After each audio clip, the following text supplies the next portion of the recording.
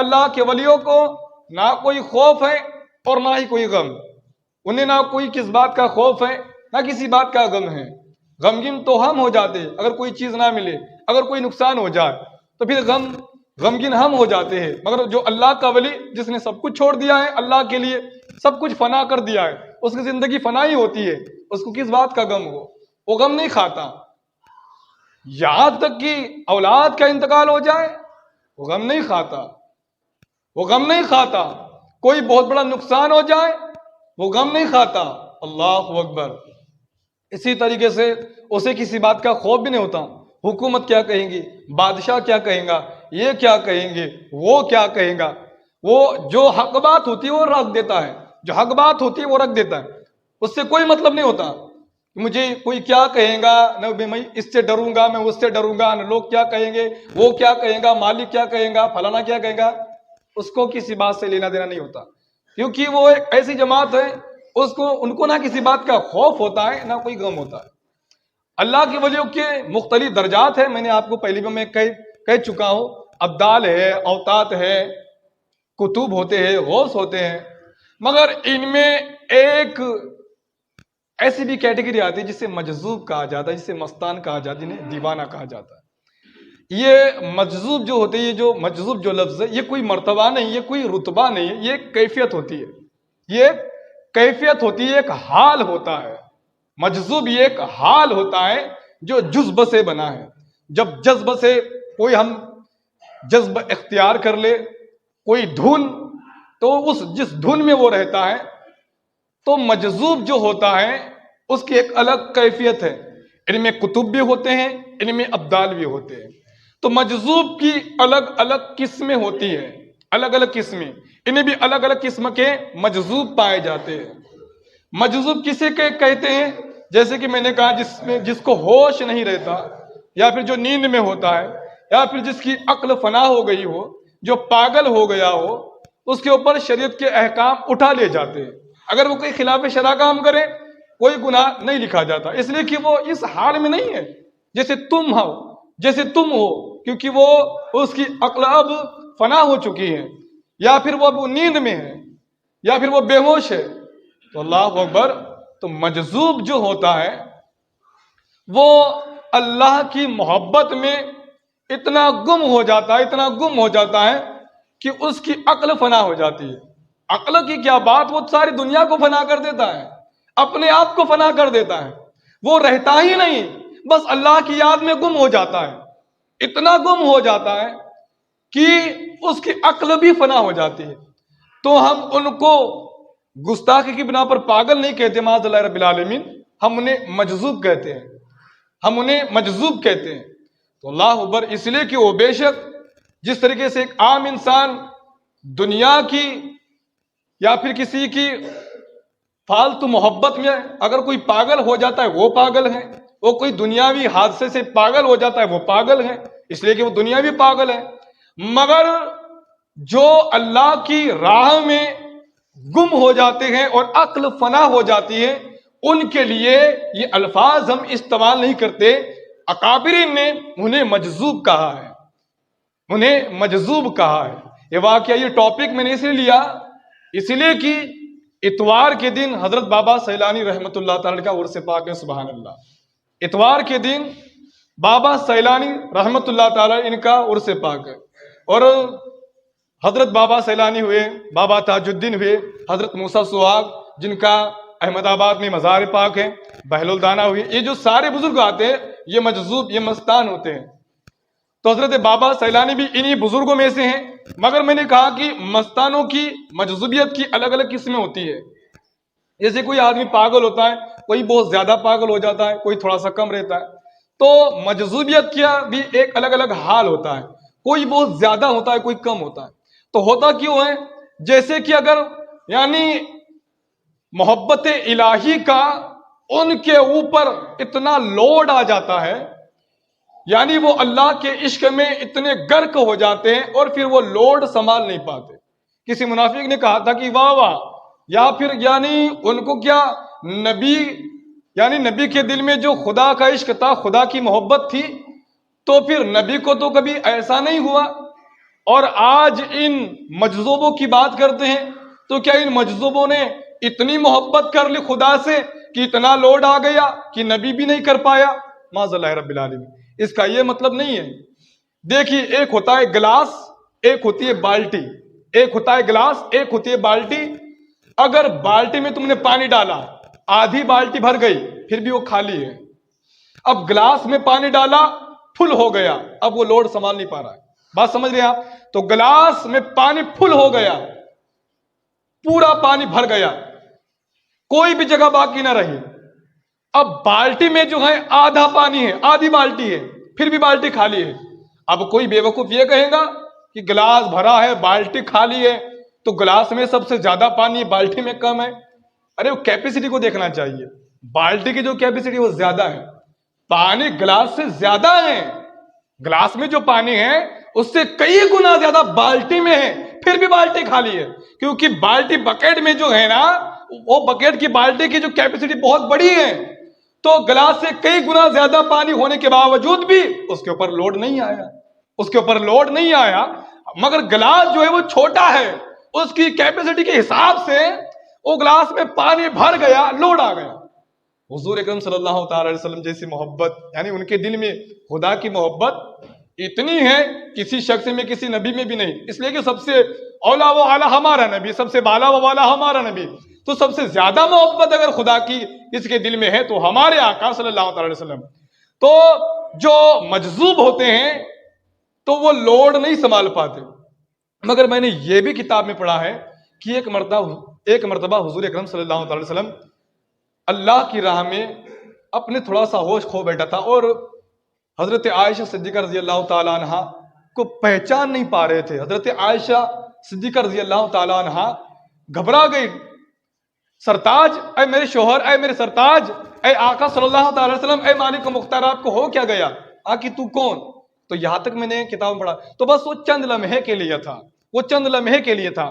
تو پتا چلا کہ اللہ اکبر، جو جذبی کیفیت میں ہوتے ہیں، جو جذبی کیفیت میں ہوتے ہیں، وہ دنیا سے اس طریقے سے چلے جاتے ہیں، اپنے آپ کو فنا کر دیتے ہیں، یہاں تک کہ ان کی عقل بھی فنا ہو جاتی ہے۔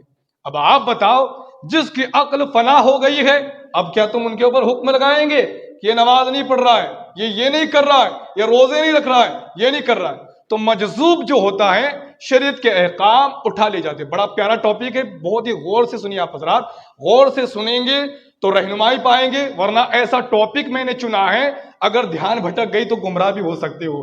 اس لیے کہ یہ جو ٹاپک ہے میں زیادہ تر نہیں لیتا، اس لیے کہ لوگ گمراہ ہو جاتے ہیں۔ تو مجذوب کا جو ٹاپک لیا ہے، بغور سنو گے تو ہدایت کو پا جاؤ گے، ورنہ اگر آپ نے توجہ ہٹا دی تو آپ گمراہ بھی ہو سکتے ہو، اس لیے کہ بزرگان دین نے فرمایا ہے۔ تو مجذوب جو ہوتا ہے، اب آپ ان کے اوپر یہ حکم نہیں لگائیں گے کہ تو یہ بے نمازی ہے، بے روزگار ہے، یہ تو خلاف شرع کام کر رہا ہے، یہ تو حرام کام کر رہا ہے، یہ تو یہ کر رہا ہے، وہ تو وہ کر رہا ہے۔ ارے اس کی عقل فنا ہو چکی ہے، اس لیے کہ شریعت کا جو حکم ہے ہر عاقل و بالغ کے لیے ہے۔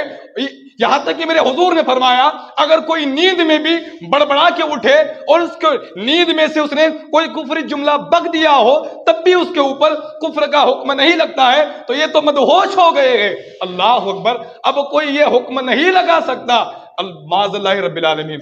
تو حضرات گرامی، مجذوب آپ نے سمجھ لیا کہ مجذوب کسے کہا جاتا ہے، یعنی کہ جو دنیاوی پاگل ہو اسے پاگل کہا جاتا ہے، مگر جو اللہ کی راہ میں اپنی عقل کو فنا کر بیٹھتا ہے، ہم اس کے لیے یہ الفاظ استعمال نہیں کرتے پاگل کا، مگر یعنی ہم اس کے لیے مجذوب کا لفظ استعمال کرتے ہیں۔ یہ بات آپ نے سمجھ لی ہے۔ تو مجذوب کی قسمیں ہوتی ہے، یعنی کوئی مجذوبیت کی جیسے جیسے اس کی کیفیت ہے، یعنی جیسے جیسے اس نے عقل فنا کی ہے ویسا اس کا حال ہوتا ہے۔ کوئی مجذوب، اعلیٰ حضرت نے لکھا ہے کہ اللہ اکبر، وہ کپڑے تک نہیں پہنتے، اس طریقے سے ان کا حال ہوتا ہے۔ کوئی مجذوب ہوتا ہے کہ نہ جانے وہ ایسے کپڑے پہنتا ہے جو خلاف شرع ہوتے ہیں، خلاف شرع، یہاں تک کہ بعض مجذوب عورتوں کا لباس پہنتے ہیں، بعض مجذوب عورتوں کا لباس پہنتے ہیں۔ اللہ اکبر، یعنی یہ جو واقعہ حضرت موسیٰ سہاگ رحمۃ اللہ تعالی علیہ، جو حضرت نظام الدین اولیاء کے خلیفہ و مرید ہے، ان کا مزار پاک ہے، کہاں ہے؟ احمدہ بعد میں احمد آباد میں ان کا مزار شریف ہے. تو حضرت موسیٰ سہاگ رحمۃ اللہ تعالیٰ علیہ یہ ایک مجذوب تھے، ایک مستان تھے، اور جذبی کیفیت ایسی تھی، جذبی کیفیت ان کے اندر اتنی بڑھ گئی تھی، اتنے بڑھ گئی تھی کہ اپنی عقل کو فنا کر بیٹھے تھے، اپنی عقل کو فنا کر بیٹھے تھے. حالانکہ پہلے ایک اچھے عالم دین تھے، پہلے سالک تھے.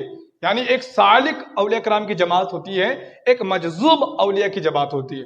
سالک یعنی جس میں سمجھدار، جیسے کہ غوث اعظم، خواجہ نواز، اعلیٰ حضرت تاج الشریعہ جیلانی میاں، یہ جو سب آتے ہیں وہ سالک میں آتے ہیں، اور جو مجذوبیت میں آتے ہیں وہ الگ آتے ہیں. تو حضرت موسیٰ سہاگ رحمۃ اللہ تعالیٰ علیہ یہ مجذوب تھے، اور جذبی کیفیت آپ کے اندر بہت زیادہ بڑھ گئی تھی.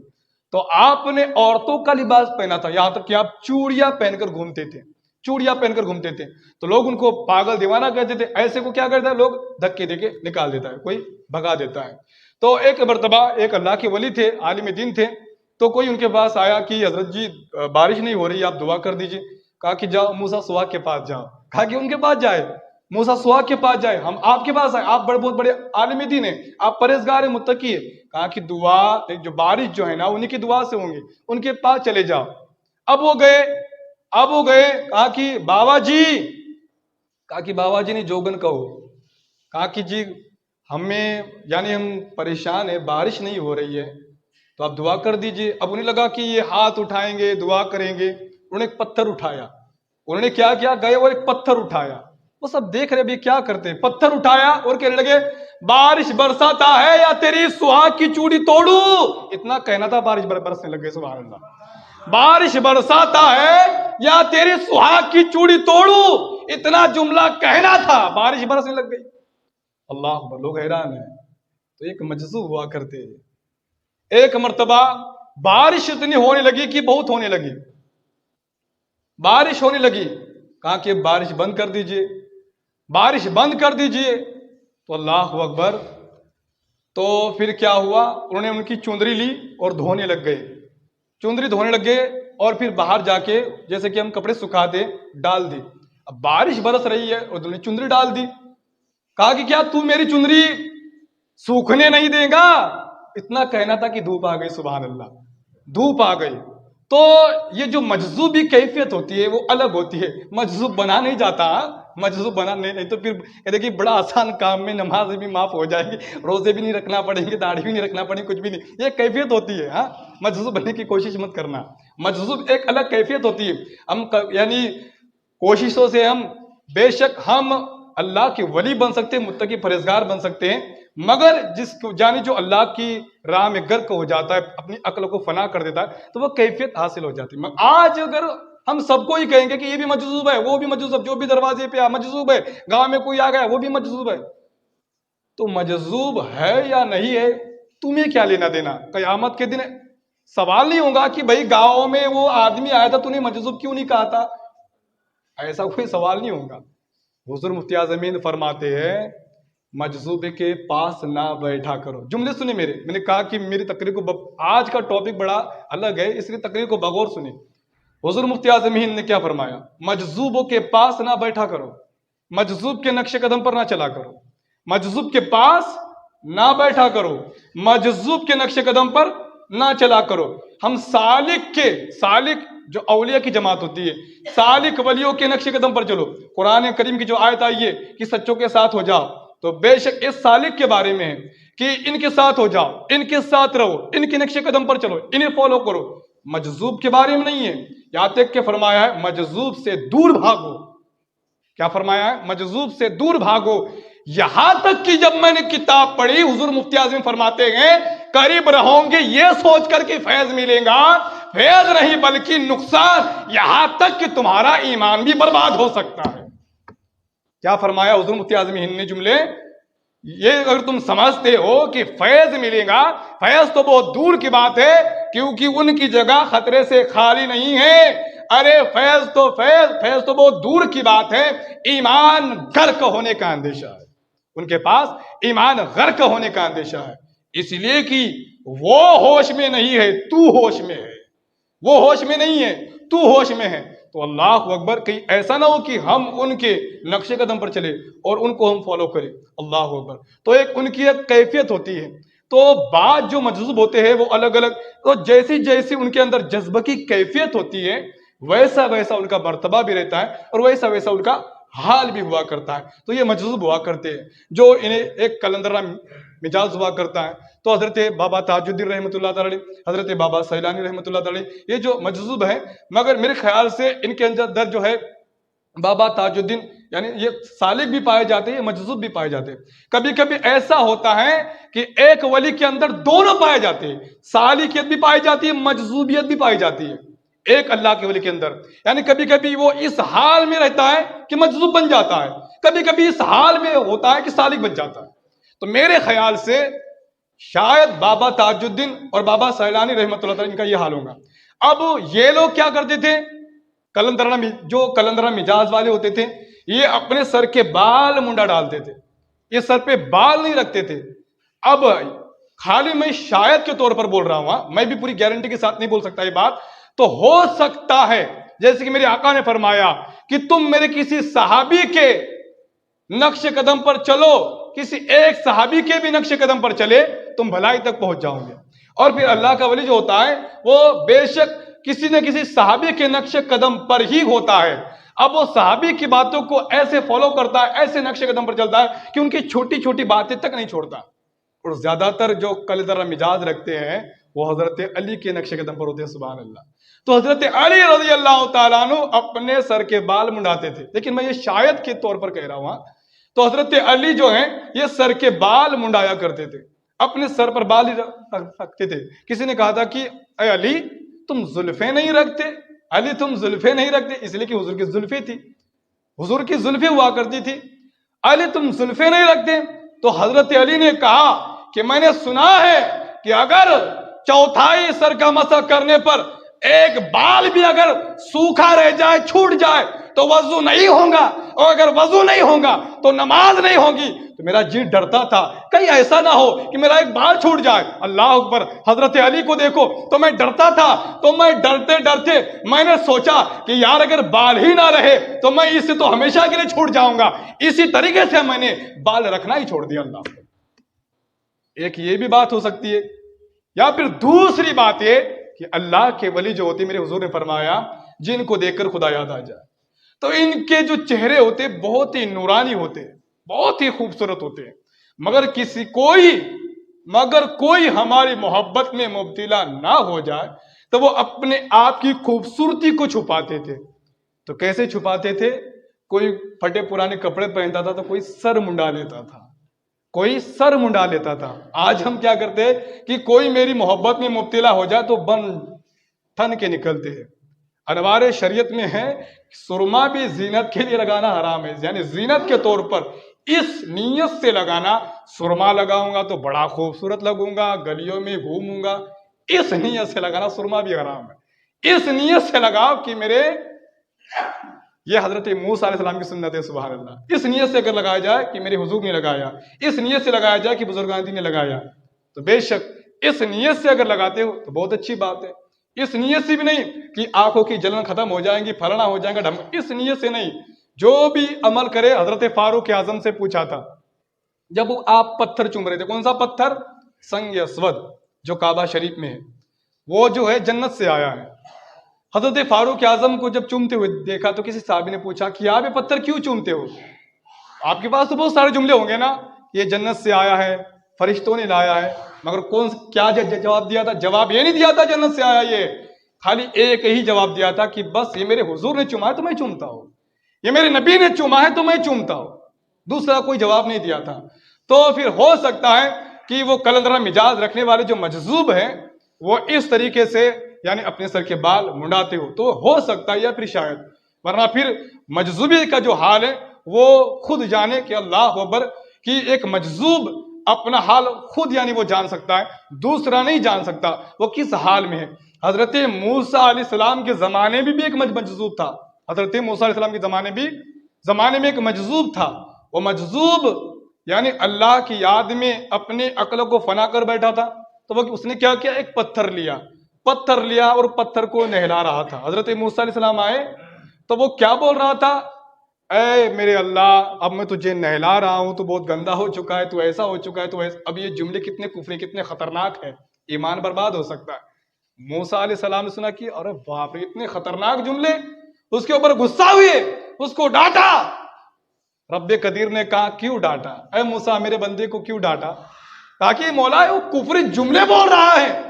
کہا کہ تو شریعت دیکھ رہا ہے، میں اس کی محبت دیکھ رہا ہوں۔ تو شریعت دیکھ رہا ہے، میں اس کی محبت دیکھ رہا ہوں۔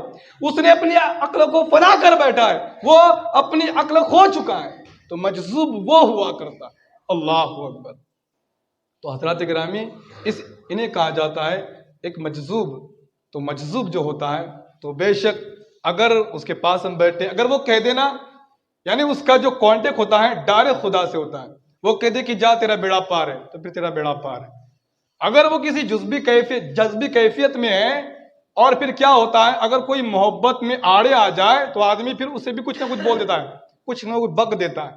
اگر وہ اس کیفیت میں ہے اور تم جاؤ گے، تم جا کر جب اس کی محبت میں رکاوٹ ڈالو گے، اگر اس نے یہ کہہ دیا کہ جا تیرا بیڑا غرق ہو جائے، تو پھر بیڑا غرق ہو جائے گا۔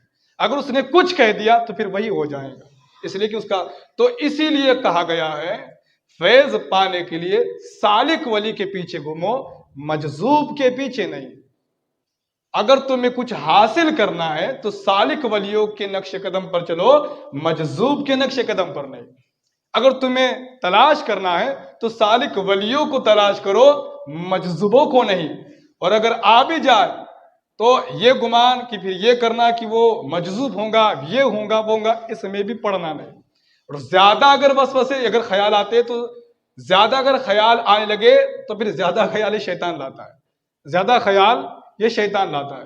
تو ہمیں چاہیے، یہ ٹاپک میں نے اس لیے بھی چنا کہ حضرت بابا سیلانی رحمۃ اللہ تعالیٰ نے کہا اتوار کے دن یعنی آپ کا عرس پاک ہے، تو بے شک آپ کو بھی وہ کیفیت حاصل تھی، اور حضرت بابا تاج الدین رحمۃ اللہ تعالیٰ کو بھی وہ کیفیت حاصل تھی۔ تو میں نے کہا کہ کوئی بزرگ ہوتا ہے جس میں دونوں کیفیت پائی جاتی ہے، یا پھر کس میں کم پائی جاتی ہے تو کس میں زیادہ پائی جاتی ہے۔ تو مجذوبوں کی یہ بات ہے۔ تو ہمیں چاہیے، جیسے کہ حضرت جیلانی میاں ہمارے پیر و مرشد حضور جیلانی میاں ایک مجذوب کا واقعہ بیان کرتے جو گڑھ چرولی کے جیلانی احمد جیلانی سرکار۔ تو سید احمد جیلانی سرکار، یعنی اگر آپ ان کے ویڈیو وغیرہ دیکھیں گے، میں نے خود دیکھے تو دیکھا میں نے کہ ایک الگ ہی کلندر ان کا یعنی مزاج ہے، یہ ہے وہ ہے۔ تو حضور جیلانی میاں نے کہا، اب جیلانی میاں نے کہا تو بے شک اللہ کا ولی کو پہچانتا ہے، جب تک آپ نہ کہتے میں خود نہ مانتا، یہ میری بات ہے۔ جب تک جیلانی میاں نہ کہتے، اگر میں دیکھ بھی لیتا ان کو تو میں نہ مانتا نہ کچھ کہتا۔ یعنی اگر میرے پاس اگر کوئی کہتا بھی کہ سید احمد جیلانی سرکار ایسے ویسے ہے، تو میرا مزاج ہے میں نہیں مانتا، جب تک کہ کوئی اچھا عالم باوقار، کوئی مفتی، کوئی عالم، کوئی پیر طریقت میرے پاس کوئی بات نہ کہہ دے، جب تک کہ میں مانتا ہی نہیں۔ تو پھر اور نہ ہی میں کچھ کہتا ہوں۔ لیکن میرے جیلانی سرکار نے کہا، تو انہوں نے ایک واقعہ بیان کیا کہ جب ان کے پاس کسی نے 100 کا نوٹ یا پھر 200 یعنی 100 کا نوٹ دیا، 100 کا نوٹ دیا اسے رکھ لیا، اور جب 1000 کا نوٹ دیا تو اس کو ایسا کر کے موڑ کے اس کو پھینک دیا اور کہا کہ کاغذ ہے۔ 1000 کا نوٹ کسی نے 100 کا نوٹ رکھ لیا۔ دیکھیے 100 کا نوٹ زیادہ ہوتے، پھر 1000 کا نوٹ، یا اس وقت کی بات ہے جب نوٹ بندی نہیں ہوئی تھی، تو 100 کا نوٹ دیا تو رکھ لیا، اور 1000 کا نوٹ دیا تو ایسا کر کے موڑ کر پھینک دیا، کہا کہ کاغذ ہے۔ حضور جیلانی میاں فرماتے بس چند دنوں کے بعد یا پھر چند مہینوں کے بعد نوٹ بندی شروع ہو گئی، 1000 کا نوٹ بند ہو گیا۔ نوٹ بندی شروع ہو گئی، 1000 کا نوٹ بند ہو گیا۔ کہا کہ ارے یہ پرائم منسٹر کو بھی نہیں معلوم ہوگا، احمد جیلانی سرکار کو پہلے سے معلوم ہوا تھا کہ اب 1000 کا نوٹ بند ہونے والا ہے۔ یہ ہوتے اللہ کے ولی، سبحان اللہ، ان کو پہلے سے معلوم تھا، اس لیے کہ دنیا کوئی عام انسان نہیں، کوئی پرائم منسٹر نہیں، اللہ کے ولی چلایا کرتے، سبحان اللہ۔ کبھی کسی نوٹ کو بند کرنا ہے یہ اللہ کے ولی کرتے ہیں، سبحان اللہ۔ تو مسلمانوں دیکھو مجذوبیت یہ ہوتی ہے، مگر ہم یہ کہیں گے کہ اب ہم جیلانی احمد سرکار کے نقش قدم پر چلیں گے، ان کی یہ وہ جذبی کیفیت میں رہتے ہیں، اللہ اکبر۔ تو مجذوب کے نقش قدم پر نہیں چلا جاتا. یہ میں نہیں، کیونکہ میں نے جو کتابیں پڑھی ہے حضور مفتی اعظم ہند حضور اعلی حضرت کی، انہوں نے فرمایا ہے کہ مجذوب کے نقش قدم پر نہیں چلا جا سکتا. تو اللہ اکبر. حضرت بابا سیلانی بھی وہی ہے. حضرت بابا سیلانی رحمۃ اللہ تعالی علیہ، ان کا بہت بڑا گھرانہ تھا، امیر خاندان سے تھے، دلی سے آئے تھے، اور پھر ان کو کشتی کا بڑا شوق تھا. پہلوانی کیا کرتے تھے کشتی کے، اور کشتی لڑا کرتے تھے. تو کشتی لڑ کر یعنی بہت بڑے پہلوان کو آپ نے پچھاڑا تھا، اور الگ ہی خوشی تھی آپ کو. جیت کی خوشی جو ہوتی ہے الگ ہی ہوتی ہے. بہت ہی الگ خوشی میں آپ جا رہے تھے، راستے میں کوئی درویش مل گیا، کہا کہ بڑے خوش نظر آ رہے ہو. کہا کہ کشتی لڑ کے آیا ہوں اور جیت حاصل کر کے آیا ہوں. کہا کہ اچھا، اپنی طاقت پر بڑا غرور و گھمنڈ ہے. کہا کہ ہاں. کہا کہ دوسری طاقت نہ تجھے بتا دوں؟ یہ طاقت تو چھوڑ، ارے دوسری ایسی ایسی طاقتیں ہیں اگر تو حاصل کرے گا. کہا کہ کون سی طاقت ہے؟ کہا کہ جسمانی طاقت تیرے پاس ہے، میں تجھے روحانی طاقت کا پتہ نہ بتا دوں؟ کہا کہ یہ کیا ہوتی ہے؟ کہا کہ روحانی طاقت وہ، ارے تو جسمانی طاقت سے پہلوانوں کو پچھاڑتا ہے، روحانی طاقتوں سے جناتوں کو پچھاڑے گا. سبحان اللہ. روحانی طاقت آ گئی تو جناتوں کو پچھاڑے گا. کہا پھر مجھے چاہیے. کہا کہ جا اکولا میں، بالاپور میں نقش بندی سلسلہ ہے، وہاں چلے جا. آپ نے وہاں سے سفر کیا اور اکولا بالاپور گئے، نور میاں کے پاس گئے، مگر انہوں نے بھی خلافت اور مرید نہیں بنایا. پھر وہاں سے چل کر کسی بزرگ نے کہا کہ آپ ایک کام کرو، آپ ناندیڑ چلے جاؤ. پھر وہاں سے آپ ناندیڑ گئے، ناندیڑ بھی کچھ عرصہ رہے، مگر وہاں پہ بھی آپ کو یعنی مرید و خلیفہ نہیں بنایا گیا. پھر وہاں سے ایڈریس ملا کہ جاؤ خاندیش کی سرزمین، وہاں پر مصطفیٰ آباد چوپڑا ہے. سبحان اللہ. خاندیش کی سرزمین مصطفیٰ آباد چوپڑا ہے، وہاں خیر الدین مجرد ہے جو نقش بندی سلسلہ رکھتے ہیں، بڑے پایا کے بزرگ ہیں، لاہور سے تشریف لائے ہیں، ان کے پاس چلا جا، وہ فیض یاب کر دیں گے. سبحان اللہ. پھر ناندیڑ سے ہوتے ہوئے مصطفیٰ آباد یعنی چوپڑا آتے ہیں، اور پھر بابا حضرت مولانا بہت بڑے عالم تھے. سبحان اللہ. حضرت مولانا خیر الدین مجرد اسے کہتے ہیں جس نے تمام عمر شادی نہیں کی. تو حضرت خیر الدین مجرد، ان کے پاس آپ خدمت میں رہے، کچھ عرصہ رہے، مگر انہوں نے بھی مرید نہیں بنایا، انہوں نے بھی خلیفہ نہیں بنایا. وہ دیکھ رہے یار ایڈریس تو مجھے یہی ملا ہے مگر مرید نہیں بنا رہے. تو پھر کچھ عرصہ رہنے کے بعد چلو پھر اب میں گھر واپس چلا جاتا ہوں. وہاں سے نکلے اور پھر بہت دور نکل چکے تھے. حضرت مولانا خیر الدین مجرد رحمت اللہ تعالی، انہوں نے جب دیکھا کہ یہ بہت دور نکل چکا ہے تو پھر وہاں سے کھینچ کر لایا، روحانیت سے کھینچ کر لایا. کہا کہ کہاں گیا تھا، کہاں جانے کا ارادہ تھا اور کیا سوچ کر آیا تھا؟ کہا کہ حضرت جی دراصل میں ایک پہلوان ہوں، کشتی لڑا کرتا ہوں، اور کسی بزرگ نے کہا کہ روحانی طاقت وہ ہوتی ہے، تو میں روحانی طاقت حاصل کرنے کے لیے آیا ہوں. کہ روحانی طاقت سے کرے گا کیا؟ روحانی طاقت حاصل کر کے کرے گا کیا؟ جسمانی طاقت آئی تھی تو کشتی لڑتا تھا، جیت حاصل کرتا تھا، بڑی خوشی ہوتی تھی. روحانی طاقت مل جائیں گی تو کرے گا کیا؟ تو آپ نے کچھ جواب نہیں دیا. کہا کہ حضور آپ جو بتائے وہ بہتر ہے. کہا کہ مخلوق کی خدمت کرنا، روحانی طاقت ملیں گی، مخلوق کی خدمت کرنا، اور پھر اس پر زیادہ خوش نہ ہونا. اور بے شک اللہ تبارک و تعالیٰ کرنے والا ہے، میں تجھے روحانی طاقت سے مالا مال کر دوں. اور تو کہاں جا رہا تھا مایوس ہو کر؟ کبھی بھی اللہ کے ولیوں سے مایوس نہیں ہونا چاہیے. یہ کبھی سوچنا نہیں چاہیے کہ ان کی چوکھٹ پر آیا ہوں کچھ ملے گا نہیں. ارے تجھے لانے والے ہم ہی تو ہوتے ہیں، پہلی مرتبہ بھی لانے والا میں ہی تھا، اب تو آدھے راستے میں چلا گیا تھا، پھر بتا تو کیوں واپس ہوا؟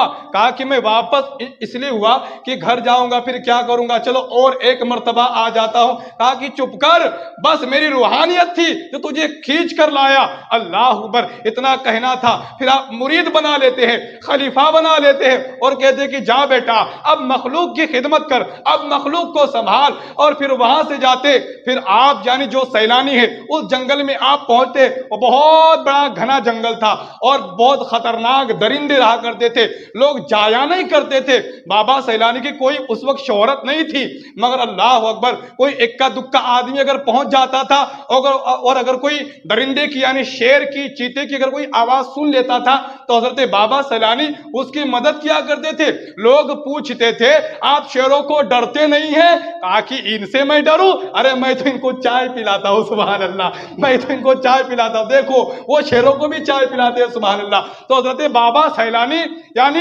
شیروں کو چائے پلایا کرتے تھے. ایک مرتبہ ایک پیڑ میں بہت بڑا اژدھا یعنی ناگ تھا, خونخوار ناگ تھا جو لوگوں کا راستہ روکا کرتا تھا. حضرت بابا سیلانی نے اسے ختم کر دیا. لوگوں نے پوچھا اتنا خطرناک ناگ؟ کہا کہ ناگ نہیں وہ جنات تھا. اللہ اکبر, ناگ نہیں وہ جنات تھا, ناگ کی شکل میں آیا تھا. آج بھی اللہ اکبر میں دیکھتا ہوں جن بزرگوں کا جو حیات میں جو رنگ ہوتا ہے, حیاتی میں جو خدمات ہوتی ہے, پھر وصال کے بعد بھی ان کے مزارات سے وہی فیض یاب لوگ ہوتے ہیں. آج بھی مزار پر دیکھ لو کہ اللہ اکبر کئی لوگ جاتے ہیں, اگر کوئی جنات کا چکر ہو, کوئی اور چکر ہو, تو بابا سیلانی کی درگاہ پہنچ جاتے ہیں. تو حضرات گرامی اللہ اکبر, حضرت بابا سیلانی رحمت اللہ تعالی کا عرس پاک ہے. آپ حضرات بھی کم سے کم اپنے گھر میں ہی فاتحہ دلایا کرو, یا پھر اگر آپ وہاں جاتے ہو تو نماز کا خیال کر کے سفر میں بھی نماز پڑھا کرو, اور پھر وہاں جا کے.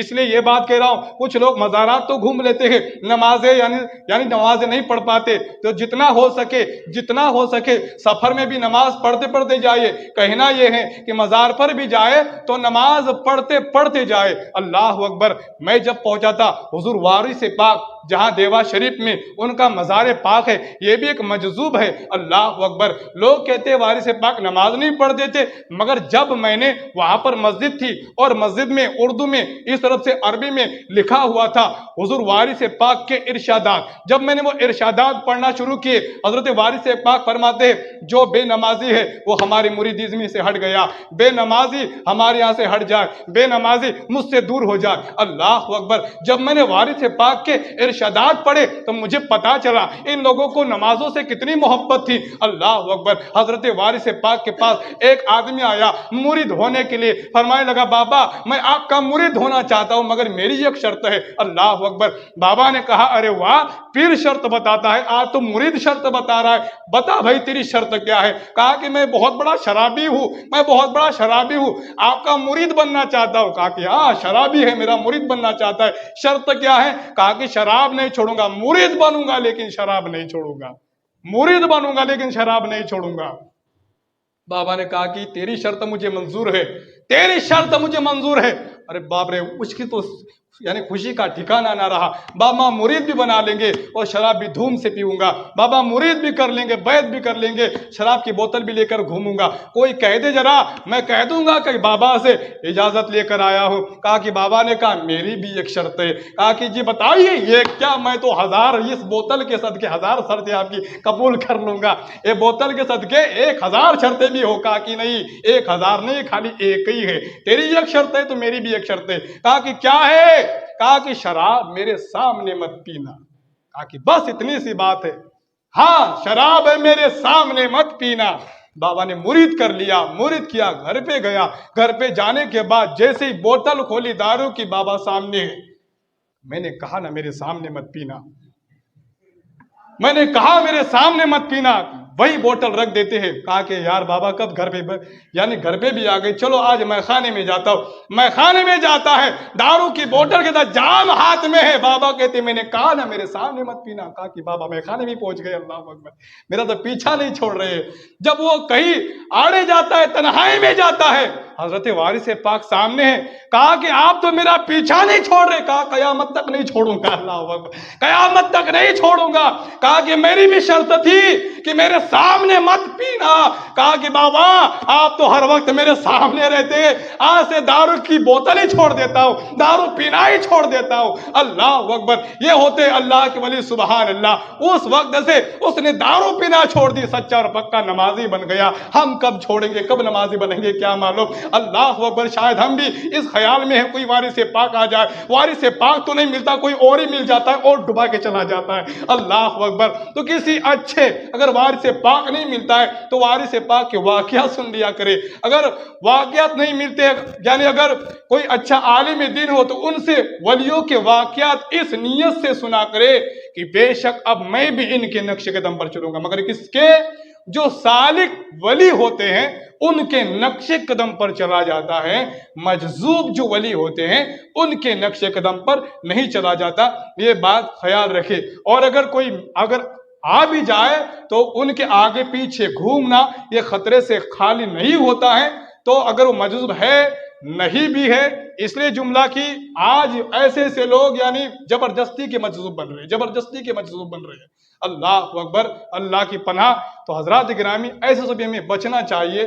تو ہمیں چاہیے تو مجذوب جو ہے اس کا جو کانٹیکٹ ہے بہت بڑا رہتا ہے اللہ تبارک تعالیٰ سے، اور بے شک یہ الگ کیفیت ہوتی ہے، جذبی کیفیت۔ تو بس حضرات گرامی بتانا یہ چاہتا ہوں، یہ جو ٹاپک تھا خالی اس لیے چنا تھا کہ کبھی کبھی ہم حضرات کہیں مجذوب کی کسی گستاخی نہ کر دیں۔ اگر کوئی راستے میں اگر مل بھی جائے نا تو پھر اسے نہ مجذوب کہو، نہ کچھ کہو، نہ اس کی گستاخی کرو۔ ایسا بھی نہیں کہ نہیں یار یہ تو ایسا ہے، یہ تو ویسا ہے۔ میں نے ایک جنرل بات بتائی ہے کہ یعنی بہت سے لوگ مجذوب بنے پھرتے ہیں، تو ایک جنرل بات ہو گئی۔ مگر کسی کی ذاتی یعنی کسی کا بائیکاٹ کرنا یا پھر ذاتی کسی کی گستاخی کرنا کہ اب یہ سامنے کھڑا ہے، ارے یہ تو ویسا ہی ہوگا، یہ تو پاگل ہوگا، یہ تو ویسا ہوگا، فلانا ہوگا، ڈھمکا ہوگا، اس کو ویسا بھی نہیں کہا جانا چاہیے۔